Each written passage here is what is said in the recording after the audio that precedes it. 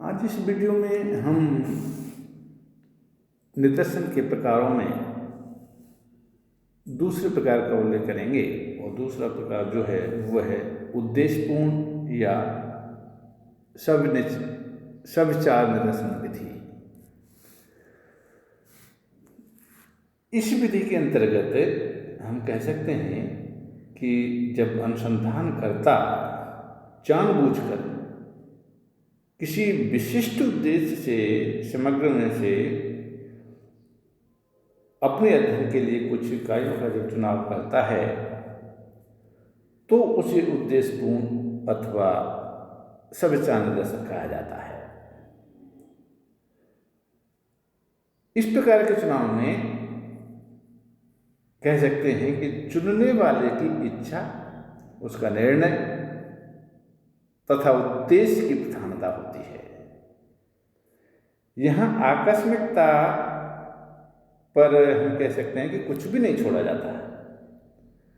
और जहाँ तक इस विधि का जो मुख्य आधार है यह है कि अनुसंधानकर्ता पहले से ही समग्र की इकाइयों के बारे में परिचित हो।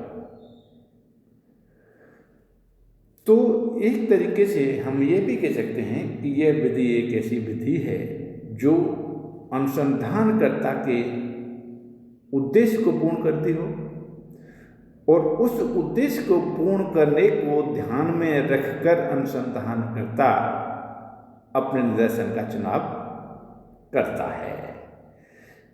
इसलिए इसको सविचार निदर्शन विधि भी कहा जाता है, क्योंकि यह विधि एक ऐसी विधि है जो सोच समझकर विचार करते हुए अपने अनुसंधान के उद्देश्य को ध्यान में रखते हुए समग्र में से अपने निदर्शन का चुनाव करता है। तो हम ये भी कह सकते हैं कि इस तरह का जो सविचार अथवा उद्देश्यपूर्ण निदर्शन में अनुसंधानकर्ता अपने उद्देश्य को पहले ध्यान में रखता है और वह उन्हीं इकाइयों का चुनाव करता है जो क्षेत्र का सर्वाधिक प्रतिनिधित्व करती हैं। तो जब अनुसंधानकर्ता इस प्रकार से किसी समग्र में से अपने निदर्शन का चुनाव करता है तो उसने सोच समझकर जानबूझकर अपने उद्देश्य को ध्यान में रखते हुए उन इकाइयों का जो चुनाव किया है, तो वे इकाई या वे चुनी हुई इकाई या वो चुना हुआ निदर्शन उद्देश्यपूर्ण निदर्शन कहलाता है। अब इस निदर्शन की कुछ कमियां भी हैं, कुछ अच्छाइयां भी हैं। जैसा कि हम देखते आए हैं कि अनुसंधान की या निदर्शन चुनने की विधि की कोई भी विधि इस प्रकार की नहीं है कि जिसमें समस्त अच्छाइयाँ हो या समस्त उसमें बुराइयाँ भी हो। कोई भी विधि, कोई भी व्यवस्था, कोई भी पद्धति, कोई भी तरीका अध्ययन करने का हम यदि उस पर विचार करें, ध्यान करें, उसका अध्ययन करें तो हमको ये दो बातें देखने को मिलती हैं, जहाँ कुछ अच्छाइयाँ हैं तो कुछ बुराइयाँ भी हैं। तो उसी दृष्टि से यहाँ हम उद्देश्यपूर्ण निदर्शन की या इस विधि की कुछ अच्छाइयाँ, कुछ बुराइयों पर नज़र डालते हैं। जहाँ तक अच्छाइयों की बात है, गुणों की बात है, महत्व की बात है, उपयोगिता की बात है, तो उसमें पहला इसका गुण हम देख सकते हैं कि यह विधि जो है वह एक कम खर्चीली विधि है। कम खर्चीली विधि इस प्रकार इसलिए है कि यहाँ अनुसंधानकर्ता को पहले से पता है कि उसका समग्र क्या है और उस समग्र में से उसको किस इकाई का चुनाव करना है जो उसके उद्देश्य को पूर्ण करने में उसकी मदद कर सकती है। तो यहाँ समस्त इकाइयों को इकट्ठा करना, समग्र को इकट्ठा करना, समग्र की सूची बनाना, यहाँ हम कह सकते हैं कितने आवश्यक नहीं हैं। जहाँ उसका जो उद्देश्य पूर्ति करती हैं इकाइयाँ, उन इकाइयों को वो विचारपूर्वक उनका अध्ययन इकट्ठा कर लेता है। तो यहाँ दूसरी पद्धतियों की तुलना में ये जो विधि है बहुत ही कम गतिशील साबित होती है, क्योंकि इसमें निदर्शन का आकार बहुत ही छोटा होता है। और जहाँ निदर्शन का आकार बहुत छोटा होगा, इकाइयाँ बहुत कम होंगी निदर्शन में, तो स्वाभाविक है कि उसके चुनाव करने में जो खर्चा है वो बहुत ही कम आएगा। दूसरा गुण यदि हम देखें तो हम कह सकते हैं कि यह जो निदर्शन है अधिक प्रतिनिधिपूर्ण होता है। अधिक प्रतिनिधिपूर्ण का है तात्पर्य यह है कि इस विधि में निदर्शन का जो आकार है बहुत छोटा है, लेकिन छोटा होने के साथ साथ ये आकार अपेक्षाकृत दूसरे निदर्शनों से अधिक प्रतिनिधिपूर्ण होता है।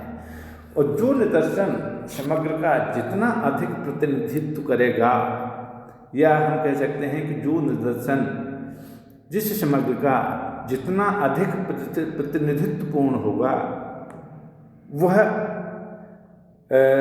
अनुसंधानकर्ता के उद्देश्य को पूरा करने में उतना ही सहायक सिद्ध होगा, और उससे जो निष्कर्ष आएंगे वह उसके अनुरूप ही आएंगे। तो जहाँ अधिक प्रतिनिधित्वता है, बहुत अत्यधिक प्रतिनिधिपूर्ण है, तो स्वाभाविक है उस निदर्शन से जब तथ्यों को एकत्र किया जाएगा तो वे तथ्य भी, वे जानकारी भी अधिक प्रतिनिधिपूर्ण होंगे। और जहाँ अधिक प्रतिनिधिपूर्ण होंगे तो वहाँ जो निष्कर्ष भी होगा वह कह सकते हैं कि अनुसंधानकर्ता के मनोकूल होगा, उद्देश्यपूर्ण होगा। तीसरे गुण के रूप में हम देखते हैं कि जहाँ कुछ इकाइयों का चुनाव करना अति आवश्यक हो जाता है, तो वहाँ के लिए यह विधि बहुत ही उपयोगी साबित होती है। हाँ, जो इस विधि का जहाँ तक सवाल है तो हम ये भी कह सकते हैं कि ये विधि ऐसे अनुसंधानों में विशेष रूप से उपयोगी होती है जिसमें समग्र में से कुछ इकाइयों का चुना जाना विशेष रूप से उपयोगी होता है। यानी अनुसंधानकर्ता के लिए कुछ ऐसी मजबूरी हो जाती है कि उस समग्र में से उन इकाइयों को चुनना आवश्यक है, तो ही उसका उद्देश्य सफल होगा, उसका अनुसंधान का उद्देश्य पूरा होगा। तो ऐसी स्थिति में उद्देश्यपूर्ण या सविचार निदर्शन जो विधि है बहुत ही मायने रखती है, बहुत ही महत्वपूर्ण हो जाती है, क्योंकि इसमें अनुसंधानकर्ता अपने उद्देश्य को ध्यान में रखते हुए, अपने अनुसंधान को ध्यान में रखते हुए उस इकाई को वो चुनाव कर लेता है। यहाँ हम एक उदाहरण के माध्यम से समझा सकते हैं, हम बता सकते हैं कि मान लीजिए यदि अनुसंधानकर्ता को भारत में लोहा और इस्पात उद्योग का सर्वेक्षण करना है, तो उससे आवश्यक होगा कि भारत में जहाँ टाटा और लोहा और इस्पात कंपनी का जो अवश्य अध्ययन करना वहाँ उसको जरूरी होगा, क्योंकि इसमें निदर्शन उद्देश्यपूर्ण ही कारगर होगा। यदि यहाँ जैव निदर्शन के माध्यम से हम कह सकते हैं कि हमने निदर्शन का चुनाव कर लिया, तो वहाँ ये इस प्रकार की इकाइयों का उसमें चुना जाना आवश्यक नहीं है। तो वो इकाइयाँ चुनी भी जा सकती हैं और नहीं भी चुनी जा सकती। तो यदि दूसरी विधि के माध्यम से यदि हम यहाँ निदर्शन का चुनाव करेंगे तो वहाँ आवश्यक नहीं है कि उसके लिए जो उद्देश्यपूर्ण इकाई है उसका चुनाव उसमें होगा या नहीं होगा। तो इसीलिए भी यहाँ ये अनुसंधानकर्ता के लिए एक ये गुणकारी विधि कहलाती है या मानी जाती है, जो कि उसके उद्देश्य को पूरा करती है। वहीं इसके साथ साथ कुछ इसकी बुराइयां भी हैं, और बुराइयां ये हम दोष कह सकते हैं, सीमा कह सकते हैं कि जहाँ अच्छाई है वहाँ बुराई भी होती है, जहाँ सीमा भी होती है। तो सीमा को यदि हम ध्यान दें तो इसकी सीमा के बारे में या दोष के बारे में पहला बिंदु आता है कि समग्र का पहले से ज्ञान होना आवश्यक है। समाजशास्त्रियों का ये मानना है, ऐसा मानना है कि यदि अनुसंधानकर्ता उद्देश्यपूर्ण पद्धति को अपनाता है या उद्देश्यपूर्ण या सविचार निदर्शन विधि को अपनाता है, तो वहाँ अनुसंधानकर्ता के लिए आवश्यक होगा कि उसको संपूर्ण समग्र का पहले से ज्ञान हो। क्योंकि यदि संपूर्ण समग्र का उसको पहले से ज्ञान नहीं है तो उद्देश्यपूर्ण या सविचार निदर्शन विधि के माध्यम से वह अपने उद्देश्य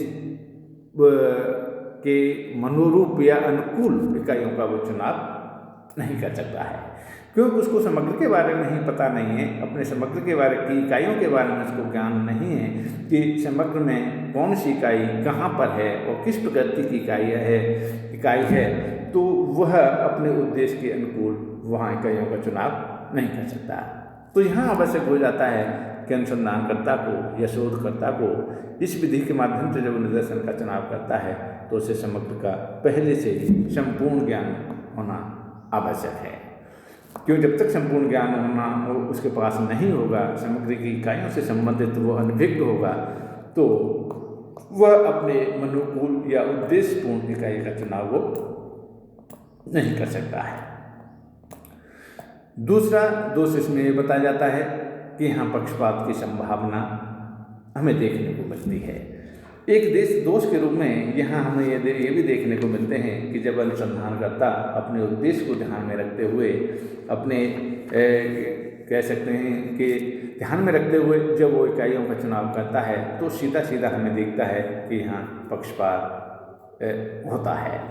और जहाँ पक्षपात होता है, पक्षपात के तहत हम किसी निदर्शन का चुनाव करते हैं, किन्हीं इकाइयों का चुनाव करते हैं और उसके माध्यम से जब हम तथ्यों को एकत्र करते हैं तो वहाँ जो हमारा जो अध्ययन है वह निष्पक्ष नहीं रह पाता है।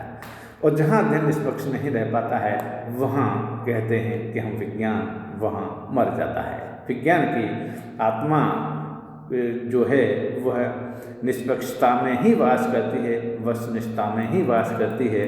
तो वो एक जो अनुसंधान का जो एक विशिष्ट गुण है, विशेष गुण है, आवश्यक गुण है, वो गुण यहाँ खत्म हो जाता है, समाप्त हो जाता है। और जब ये समाप्त हो जाता है तो हम उस अध्ययन को कोई बहुत उपलब्धिपूर्ण हम कह सकते हैं कि शोध कार्य नहीं कर सकते, जहाँ पक्षपातपूर्ण रहकर अनुसंधानकर्ता ने अपने निदर्शन का चुनाव किया हो। तो ये किसका दोष माना जाता है। अगली दोष में यहाँ हम देखते हैं कि निष्कर्षों में परिशुद्धता की कमी रहती है। इसका तात्पर्य यहाँ ये है कि जब अनुसंधानकर्ता ने उद्देश्यपूर्ण या सविचार निदर्शन विधि के माध्यम से निदर्शन का चुनाव किया है तो उसमें पक्षपात की संभावना भी है। पक्षपात से परिपूर्ण रह के उसने इकाइयों का चुनाव किया है, और जब पक्षपात परिपूर्ण होके उसने किसी इकाइयों का चुनाव किया है तो उन इकाइयों के माध्यम से जब हम तथ्यों को एकत्र करते हैं, जानकारी को एकत्र करते हैं, तो उससे जो तथ्य एकत्र होकर आएंगे, तथ्य इकट्ठे होकर आएंगे, वह हम कह सकते हैं कि वहाँ वे तथ्य जो होंगे वो परिशुद्ध नहीं होंगे, विशुद्ध नहीं होंगे।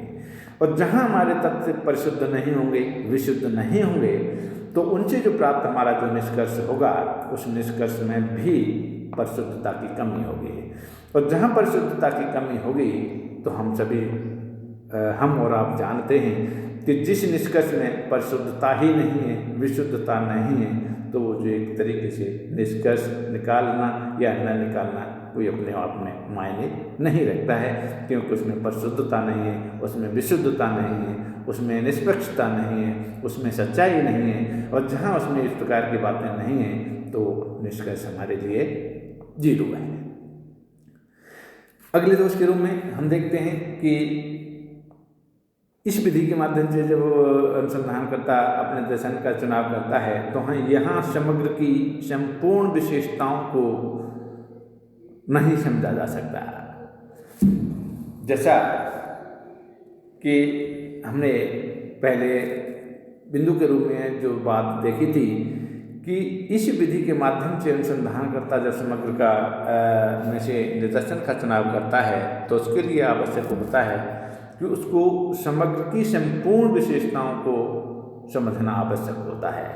समग्र की संपूर्ण इकाइयों की विशेषताओं को समझना आवश्यक होता है, जो कि एक बहुत ही हम कह सकते हैं दुष्कर कार्य है, मुश्किल कार्य है। और जब अनुसंधानकर्ता समग्र की संपूर्ण विशेषताओं को वो नहीं समझ सकता है, वो उनसे अज्ञान है, वो उनको नहीं जानता है, वो उससे इकाइयों से परिचित नहीं है, उन इकाइयों की विशेषताओं से परिचित नहीं है, और उन इकाइयों को विशेषताओं से अपरिचित रहकर वह तथ्यों को किसी इकाइयों का संग्रहण कर लेता है, एकत्र कर लेता है अपने निदर्शन के रूप में, तो वे इकाई भी एक हम कह सकते हैं कि परिशुद्ध या विशुद्ध नहीं होती हैं, और उनको भी हम कह सकते हैं कि जो वह निदर्शन है वह एक वैज्ञानिक कसौटी पर खरा नहीं उतरता है।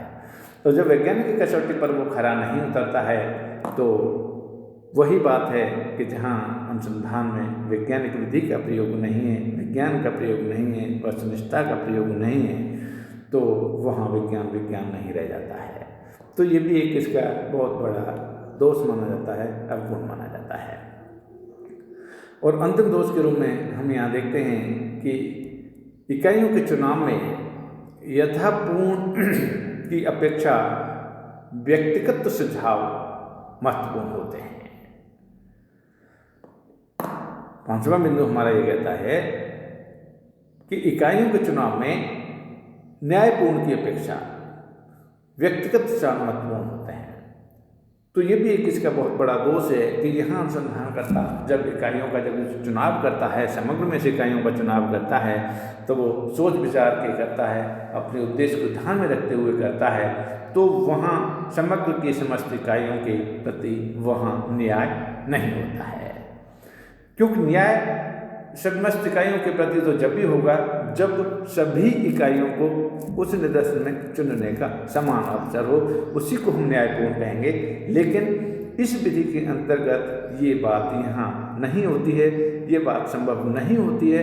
इकाइयों का यहाँ जो चुनाव किया जाता है वो न्यायपूर्ण न होकर कैसा किया जाता है, व्यक्तिगत सुझाव या व्यक्तिगत हित या व्यक्तिगत विचारों को ध्यान में रखते हुए किया जाता है। तो हम एक इस रूप में भी इस विधि का दोष देखते हैं कि यहाँ इकाइयों के चुनाव में न्यायपूर्णता नहीं होती है। और न्यायपूर्णता की अपेक्षा यहाँ क्या होता है, उस अनुसंधानकर्ता का व्यक्तिगत स्वार्थ, व्यक्तिगत उद्देश्य पूर्ण करना ही यहाँ सब कुछ होता है। तो ये भी एक इसका दोष है। आज इस वीडियो में हम इतना ही बात करेंगे, इससे आगे की वीडियो में देखेंगे। जब तक के लिए धन्यवाद।